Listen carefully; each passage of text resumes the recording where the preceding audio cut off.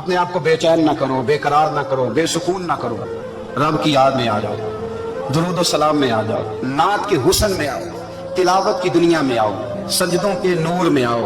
آؤ کبھی کھول کے دل مسجد کی صفائیاں کریں، آؤ نہ کبھی کوئی بوڑھا، دادی، نانی، دادا ان کے پاس بیٹھ کے پیر دبا کے اللہ کو راضی کریں۔ یہ کیف والی جگہ ہے، یہ سرور والی جگہ ہے۔ اتنی بے چین ہماری زندگی ہے، بے قرار ہے، تڑپتے ہوئے لوگ، لڑتے ہوئے لوگ، ایسے لگتا ہے ابھی ایک دوسرے کا گریبان تھام لیں گے، بے قرار، بے چین۔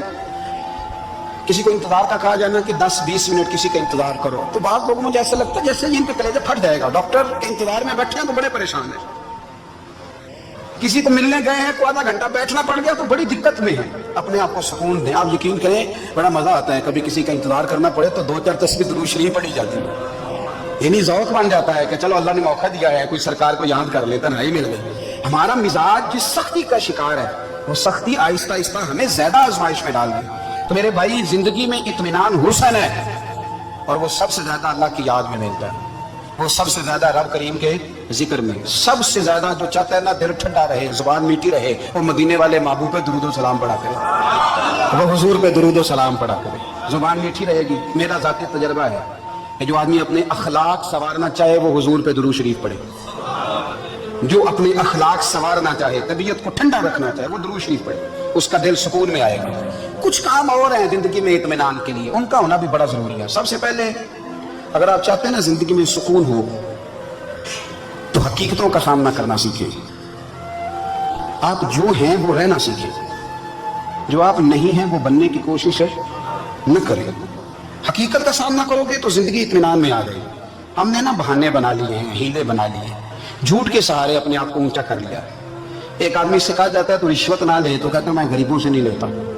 تو میرا سوال یہ ہے کہ امیروں کا حساب لینے کی اللہ نے تیری ڈیوٹی لگائی ہے، تیرے ذمہ لگایا ہے کہ تو امیروں کا حساب کر، تمہیں کیا ضرورت پڑی ہے؟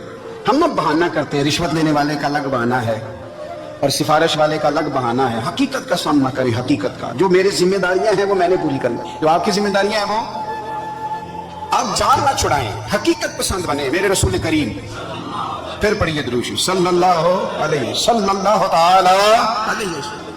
حضور صلی اللہ علیہ وسلم نے فرمایا کہ میری بیٹی سیدہ فاطمہ الزہرا رضی اللہ تعالی عنہا صرف جنتی نہیں، جنتی عورتوں کی سردار ہے۔ لیکن حضور نے یہ بھی فرمایا کہ فاطمہ یہ خیال رکھنا اگر اللہ نے حساب پوچھا تو حساب تم نے خود دینا ہے۔ حقیقت کی طرف توجہ کرائی حضور نے، وہ صرف جنتی نہیں، جنتی عورتوں کی سردار ہے، پر حقیقت کی جانب توجہ۔ میں حقیقت یہ ہے کہ اگر مالک نے حساب پوچھا تو اس کی تیاری بھی کرنی ہے۔ دیکھیں نا، ہمیں کچھ یقین نہیں، اللہ معاف کرے کہ ہمارا حساب کیسا ہوگا، لیکن کتنے آزاد ہیں۔ یعنی بڑی دلیری سے بندے کہتے ہیں فجر نہیں پڑھتا جی، 3 پڑھتا ہوں جی، شاہ رہ جاتی ہے جی، کپڑے صاحب، بڑی دلیری سے۔ اور سیدہ فاطمہ الزہرا نے ساری رات مصلی باز رکھا ہے۔ اللہ کو یقین تھا کہ رب مجھے بغیر حساب کتاب جنت دے گا۔ حقیقت کا سامنا کریں، جو حقوق آپ کے ہیں وہ آپ نے ادا کرنے ہیں، جو ذمہ داریاں ہیں وہ ذمہ داریاں ہیں۔ لیکن نا حضرت موسیٰ کلیم اللہ علیہ السلام کے بعد اسرائیل روح نکالنے آئے تو حضرت موسیٰ نے تھپڑ مارا، آنکھ نکال دی، واپس گئے۔ اللہ انہوں نے تو جلال فرمایا، کہا موسیٰ علیہ السلام سے کہیے بیل کی پشت پر ہاتھ رکھیں، جتنے بال ان کے دستے مبارک کے نیچے آئیں گے اتنے 1000 سال ان کی عمر بڑھا دی جائے گی۔ یعنی میرے کان میں کوئی بتا دے کہ جناب 60 سال بڑھ گئی، کیا آپ کے کان میں کوئی کہہ دے تو خوشی ہوتی ہے کہ نہیں؟ لیکن یہ حقیقت پسندی نہیں، اس لیے کہ 60 بھی گزر جائیں گے، 70 بھی، یہ حقیقت نہیں۔ حضرت موسیٰ کلیم، چلے میں مثال دیتا ہوں، سمجھ لے 10 بال، حالانکہ بہت زیادہ آتے ہوں گے، 10 بال اگر حضرت موسیٰ کے ہاتھ کے نیچے آئے تو 10,000 سال تو عمر بڑھ گئی نا۔ 10 یعنی 10 سال نہیں، 10 100 نہیں، 10 بہت زیادہ تھی نا۔ حضرت موسیٰ کلیم اللہ علیہ السلام سے آ کے عرض کیا گیا حضور بیل کی پشت پر ہاتھ رکھیں، جتنے آپ کے ہاتھ کے نیچے بال آئیں گے اتنے 1000 سال عمر بڑھ جائے گی۔ تو حضرت موسیٰ نے حقیقت پسندی والی بات کی، فرمایا پھر کیا ہوگا؟ 10,000 سال کے بعد پھر کیا ہوگا؟ کہ حضور جانا تو پھر بھی ہے، فرمایا پھر ابھی چلتے ہیں۔ اگر جانا ہے نا، جانا ہے تو پھر، اگر جانا ہے تو پھر ابھی، اور سجنوں اگر نماز پڑھنی ہے تو ابھی کیوں نہیں؟ اگر داڑھی رکھنی ہے تو پھر رمضان کا انتظار کیوں کریں، ابھی کیوں نہیں؟ اگر سچ بولنا ہے تو پھر، اگر رزق حلال کھانا ہے تو پھر انتظار کا ہے۔ حقیقت ہوتی ہے، بہانہ ہوتا ہے، حقیقت چھپ نہیں سکتی بناوٹ کے اصولوں سے، کیونکہ خوشبو آ نہیں سکتی کبھی کاغذ کے پھولوں سے۔ یہ بات یاد رکھیں، اگر جانا ہے تو حضرت کلیم فرمانے لگا پھر 10,000 سال کے بعد بھی جانا ہے تو آج بھی ہمیں بے قراری زندگی میں اس لیے کہ ہم حقیقت پسند نہیں، ہم بہانوں میں، ہم ہواؤں میں جیتے ہیں، ہواؤں میں خیالات میں زندگی گزارتے ہیں۔ بڑا ٹائم پڑا ہے، مثلاً کتنا میرے رسول کریم صلی اللہ تعالیٰ علیہ وآلہ وسلم نے ایک دن صحابہ سے فرمایا تمہیں حیا نہیں آتی؟ حضور کیا ہوا؟ فرمایا وہ والے مکان بناتے ہو جن میں تم رہ نہیں سکتے، وہ والا مال جمع کرتے ہو جو کھا نہیں سکتے، حیا نہیں آتی؟ اور اس کی حضور حکم کرے تو محبوب فرمانے لگے جوتے کا ایک تسمہ بند کرتا ہوں تو سوچتا ہوں دوسرا بند کرنے سے پہلے موت آ جائے گی، ایک سانس اندر جاتی ہے تو دوسرا آنے سے پہلے میں یاد کرتا ہوں کہ مجھے دنیا سے جانا ہے۔ تمہیں حیا نہیں آتی؟ وہ مکان بناتے ہو جن میں رہ ہی نہیں سکتے، وہ مال جمع کرتے ہو جو کھا، حقیقت پسند نہیں بھائی ہم۔ بہت سارے لوگ ہیں بڑی باتیں سناتے ہیں، بڑی، میں کہتا ہوں اصل میں نا زیادہ باتیں سنا کے نا بیچارہ اپنے آپ کو مطمئن کرنا چاہتا ہے، اصل بات یہ ہے کہ اندر سے نا ہلا ہوا ہے، کچھ بھی نہیں، بڑا زیادہ ہنستا ہے، مجھے لگتا ہے کہ کوئی گہرا زخم چھپا رہا، اس لیے ملما سازی، حقیقت پسند بنو، حقیقت پسند۔ یاد رکھنا من ترک صلاۃ متعمدا فقد کفر، میرے رسول نے حقیقت بیان کی، فرمایا جس نے ایک نماز بھی جان بوجھ کے چھوڑی اس نے رب کے رب ہونے کا انکار کیا، اس نے کفران نعمت کیا، یہ حقیقت ہے، کوئی کلیریفیکیشن نہیں، کوئی وضاحت نہیں۔ جو نماز نہیں پڑھتا جھوٹ بولتا ہے، غلط بیانی کرتا ہے، جو شخص رزق حرام کما کے کہتا ہے کہ اس کے بغیر گزارا نہیں چلتا وہ جھوٹ بولتا ہے، اس لیے کہ رب فرماتا ہے جب تجھے پیدا کیا ہے تو تیرا رزق میرے ذمہ ہے۔ اللہ فرماتا ہے کہ لا یکلف اللہ نفسا الا وسعها، میں کسی پر وہ بوجھ نہیں ڈالتا جو اٹھا نہ سکے۔ نماز فرض کیا اس کا مطلب ہے ہم پڑھنے کے قابل ہیں، اس نے ہمارے ذمہ داریاں لگائی ہیں تو مطلب یہ ہے کہ ہم ذمہ داریاں ادا کرنے کے قابل ہیں، ورنہ وہ کہتا ہے میں وہ بوجھ ڈالتا ہی نہیں جو تجھ سے اٹھایا نہ جائے۔ اگر چاہتے ہو کہ زندگی میں اطمینان ملے تو خدا را حقیقت پسند والی زندگی گزارو۔ یہ فضاؤں میں زندہ رہنا، ہواؤں میں، اللہ بڑا معاف کرنے والا ہے، اللہ بڑا کریم ہے، معاف کر دے گا، تو بھئی یہ بات صحابہ کو بھی پتا تھی، یہ اہل بیت کو بھی خبر تھی، تو وہ تو ایک ایک بات کا لحاظ کرتے تھے۔ یہ غوث اعظم کو بھی پتا تھی، یہ ان کے والد کو بھی پتا تھی، جنہوں نے کسی کا ایک سیب کھا لیا تھا تو 12 سال اس کے گھر میں نوکری کرتے رہے، انہیں نہیں پتا تھا اللہ بڑا کریم ہے، معاف کر دے گا، ایک سیب ہی ہے نا۔ تو حقیقت پسندی آپ کو سکون دیں گے، اور اگر آپ نے اپنے آپ کو غیر مطمئن کیا ہوا ہے، بات کچھ اور ہے، اور آپ نے اپنے آپ کو ڈال کسی اور طرف لیا ہے، تو پھر آپ کو سکون مل سکتا، سکون حقیقت پسندی میں، اصل میں سکون ہوتا ہے، اداکاری میں سکون نہیں ہوتا۔ تیسری بات سنیں، اگر آپ چاہتے ہیں زندگی میں مطمئن رہیں تو دنیا داروں سے امیدیں توڑ دیں، اللہ اور اس کے رسول سے امید وابستہ کریں، اولیاء اللہ سے امیدیں وابستہ کریں، صحابہ اور اہل بیت سے امیدیں، اللہ اور اللہ والوں سے امیدیں، دنیا داروں سے امیدیں۔ آپ کو پتہ ہے دنیا دار کی تباہی کب ہوتی ہے؟ جب انہیں خوشامدی مل جاتا ہے۔ چودھری کا بیڑا اس وقت غرق ہوتا ہے جب اسے چودھری کہنے والے زیادہ ہو جاتے ہیں۔ سیٹھ صاحب اور نواب صاحب بیچارے تباہ تب ہوتے ہیں بھولے پانی میں، جب ان کے دائیں بائیں ریلا ہوتا ہے سیٹھ صاحب کہنے کا، لوگ انہیں کھانا چاہتے ہیں، پیار ان کا نہیں ہوتا، ان کی جیب کا ہوتا ہے، محبت ان سے نہیں ہوتی، ان کی کرسی سے ہوتی ہے، ضروریات کا پیار ہوتا ہے، تباہ کر دیا جاتا ہے۔ ہماری ساری توقعات دنیا داروں سے وابستہ ہو گئی ہیں، ناراض نہ ہونا، پیروں نے، مولویوں نے، درویشوں نے، انہوں نے بھی سیٹ رکھے ہوئے جلسوں کی صدارت کرانے کے لیے، یعنی مذہبی جلسہ ہے، اس میں بہت زبردست پڑھے لکھے صاحب تقویٰ عالم کا خطاب ہے، اور کی صدارت وہ بندہ کر رہا ہے جس نے عشاء کی نماز بھی نہیں پڑھی، وہ بندہ صدارت کر رہا ہے، کیوں؟ اس لیے کہ اس نے لاکھ روپیہ دیا ہے محفل میں۔ خدا را دنیا داروں سے امیدیں چھوڑ دیں، ورنہ آپ کمزور پڑ گئے، آپ کی امیدیں ٹوٹیں گی۔ کتنا کمزور ہے وہ شخص جو 2-4 ہزار کے لیے کسی بندے کی چاپلوسی کرتا ہے، اس کے پیچھے بھاگتا ہے، خوش آمدید کرتا ہے، تھوڑے سے نوٹوں کے لیے، دکھ سکھ میں کام آئے گا اس کام کے لیے۔ میرے رسول کریم علیہ السلام نے فرمایا جس نے بندوں کو راضی کرتے کرتے رب کو ناراض کر دیا اس کی دنیا بھی گئی اور آخرت بھی گئی، اور فرمایا جس نے بندوں کی پرواہ نہیں کی اللہ کو راضی کیا، فرمایا اگر رب راضی ہو گیا تو لوگوں کے دلوں میں بھی محبت پیدا فرما دے گا۔ کیا ضرورت ہے خوشامد کرنا دنیا داروں کی، سیٹوں کی، نوابوں کی، چاپلوں۔ اور میں آپ کو ایک بات بتاؤں، ہوتا پتہ کیا ہے؟ یہ جو حب جا اور حب با ہوتی ہے نا، اس سے پیٹ نہیں بھرتا۔ آپ کو اگر خوشامد کرنی ہے تو پھر آپ کو ساری زندگی کرنی ہے، پھر ان کو بھی پتہ ہوتا ہے کہ تعلق کس بنیاد پر ہے، اس میں کبھی بھی خلوص پیدا نہیں ہوتا، آپ بے چین رہتے ہیں، بے قرار رہتے ہیں، آپ کو تکلیف رہتی ہے ہمیشہ۔ کبھی بھی دنیا داروں سے امیدیں وابستہ نہ کریں۔ ایک بات سنیں بڑی شاندار، امام غزالی نے لکھی ہے، इमाम गजाली फरमाते हैं कि हारून रशीद ना हज करके वापस आया बगदाद में, तो कोने में हजरत बहलोल दाना बैठे थे। रश बहुत था, मजमा बड़ा था। हजरत बहलोल दाना भी सड़क के किनारे बैठे थे, तो सिपाही कहने लगे यहाँ से उठ जाओ। फरमाने लगे हारून रशीद की जमीन नहीं, जमीन मेरे रब की है, मैं क्यों उठूं? वो करीब से गुजरा तो सलाम ली, तो आपने उसका प्रोटोकॉल देखा तो फरमाने लगे हारून रशीद तुझसे तगड़े तगड़े मोटे मोटे प्रोटोकॉल मैंने लोगों के देखे, और ये जो तेरे दाएं बाएं आज तेरे नारे लगा रहे हैं, ये पहले उन लोगों के नारे लगाया करते थे, और थोड़ा वक्त गुजरने दे, जो तेरे बाद आएगा ना ये सारे फिर उनके नारे भी लगाएंगे।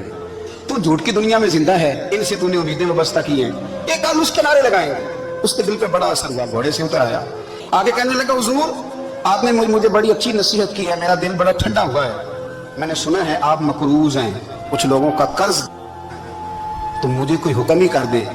आप हंसने लगे, फरमाने लगे यार तू तो बड़ा ही बेवकूफ है, बड़ा ही बेवकूफ है तू, मैं तुझे नसीहत कर रहा हूँ तू मुझे उलझा रहा है, हुजूर कोई हुक्म कर दे। क्या खूबसूरत अंदाज है रब करीम के बंदों का। हजरत बहलोल दाना फरमाने लगे तेरा रब कौन है? कहा अल्लाह। तो फरमाया मेरा कौन है? कहा अल्लाह। फरमाने लगे ये तो नहीं ना हो सकता कि अल्लाह हारून रशीद को देता रहे और बहलोल दाना को भूल ही जाए, ये तो नहीं ना हो सकता कि हारून रशीद को देता रहे और बहलोल दाना को भूल जाए। फरमाया उसका दिल, उसका इरादा हुआ, इरादा कुदरत हुआ कि बहलोल मकरूज रहना चाहिए, तो अगर रब मुझे रखना चाहता है, दुख कबूल मोहम्मद बख्शा राजी रहन प्यारे, अगर वो चाहता है मैं मकरूज रहूं तो मैं भी चाहता हूं कि मैं मकरूज ही रहूं। ये तो नहीं ना हो सकता कि तुझे दे और मुझे ना दे। फरमाया मेरी तुमसे कोई उम्मीद नहीं, मुझे जब भी देगा मेरा रब भी देगा, और वो देगा तो फिर इंशाल्लाह खजाने खोल के देगा।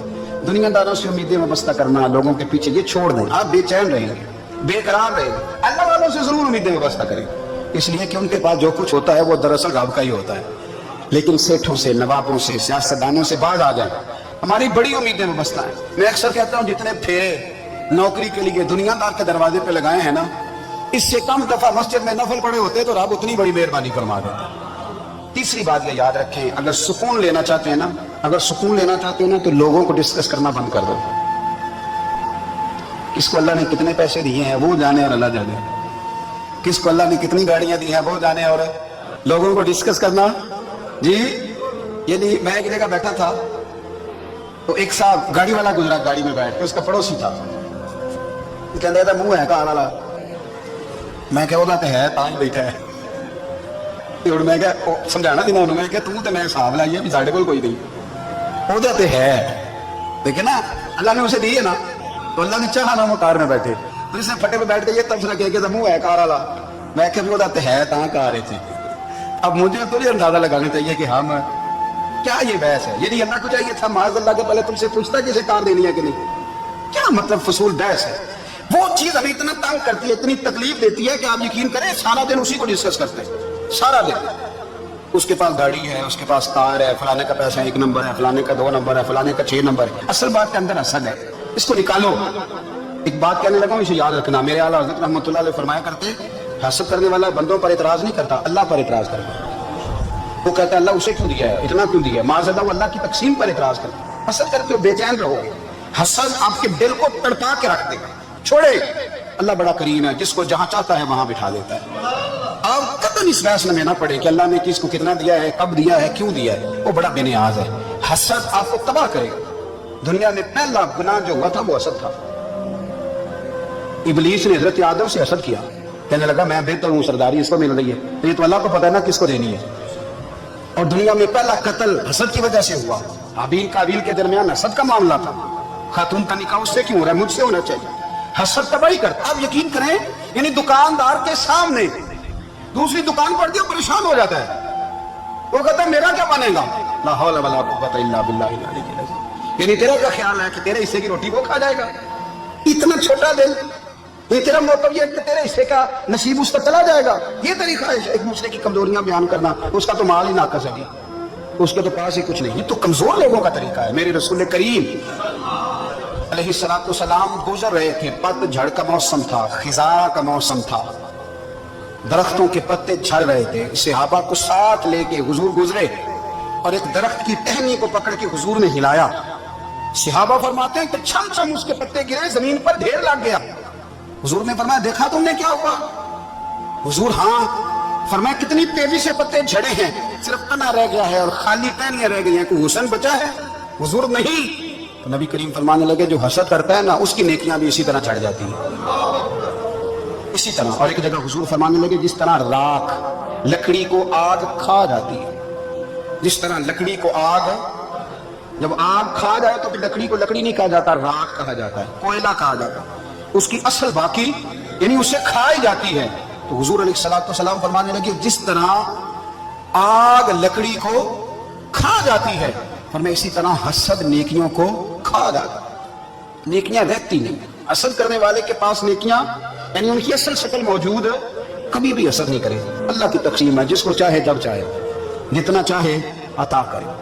और चौथी बात मेरे भाई, कभी भी बुग़्ज़ ना पैदा करें। बुग़्ज़ वाले लोग बेसुकून रहते हैं। बहुत सारी कमजोरियां हमारे अंदर होती हैं ना, फिर अल्लाह हमारी रोजी तो नहीं ना बंद फरमाता, ये तो नहीं कहता कि जमीन से निकल जाओ। अगर यही वाला मामला हो जो हमारा है कि वो शादी में इसने मेरे साथ बुरा सलूक किया, तब सारी जिंदगी बुग़्ज़ रखना है। अगर यही मामला फरिश्ते अल्लाह की बारगाह में कहें कि या अल्लाह इसने फलाने दिन शराब पी के अब इसको जमीन में नहीं रहने देना, निज़ाम जिंदगी चलेगा। अगर अल्लाह हमें माफ करता है तो हम बंदों को माफ क्यों नहीं करते? अब यकीन करें, इतनी लंबी अदावतें, इतना लंबा हसद, इतना लंबा बुग़्ज़, इतना लंबा हदीस मैंने पढ़ी, मैं हैरान रह गया। मेरे नबी करीम अलैहिस्सलाम ने फरमाया अपनी बीवी से कभी बुग़्ज़ ना रखना। अगर उसकी एक बात नापसंद हो तो उसे छोड़ के वो बात देखो जो तुम्हें पसंद है। मैं इस हदीस को पढ़ के सोचने लगा कि क्या बीवी का भी बुग़्ज़ रखते हैं लोग? अब हुजूर ने कहा है तो इसका मतलब है लोग बीवी का बुग़्ज़ भी रखते हैं। अब इस पर इस्तदलाल करके मुझे कहना पड़ेगा कि ससुराल वालों का बुग़्ज़ भी रखते हैं, कहना पड़ेगा कि भाई के ससुराल वालों से भी बुग़्ज़ रखते। इस हदीस की रोशनी में मैं समझा कि लोग भाभी का बुग़्ज़ भी बुग़्ज़ रखते हैं, बुग़्ज़, वरना आदतें तुम्हारी भी कई बुरी होती हैं।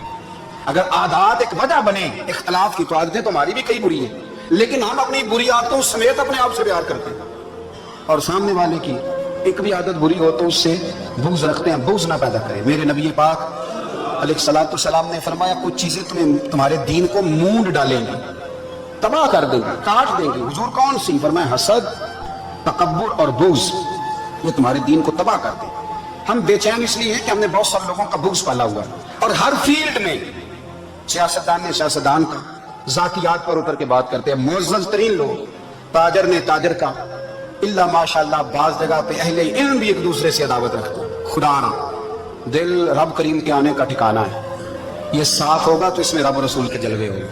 अगर इसमें अदावत हो, इसमें बुग़्ज़ हो, इसमें कीना हो, निफाक, सुने मेरे रसूल करीम हज़रत अबू बकर सिद्दीक़ रज़ी अल्लाह ताला अन्हु कहते हैं मैं रो ही पड़ा। मक्का फतह हुआ ना तो इकरमा बिन अबू जहल ने पैगाम भेजा कि मैं ना कलमा पढ़ने के लिए आ रहा हूँ। वह बात लंबी है, मैं मौजू पे रहना चाहता हूँ। कहते हैं जब वो आने लगा ना तो नबी पाक ने हम सबको बुलाया, हम हाजिर खिदमत हुए तो हुजूर फरमाने लगे कि उसके बाप ने ना बड़ा जुल्म किया है हमारे साथ, अबू जहल ने बड़ा सताया है, बड़ी तकलीफ दी है। आप मुझे बतलाएं। तो वो एक दफ़ा किसी शादी पे बहस होती है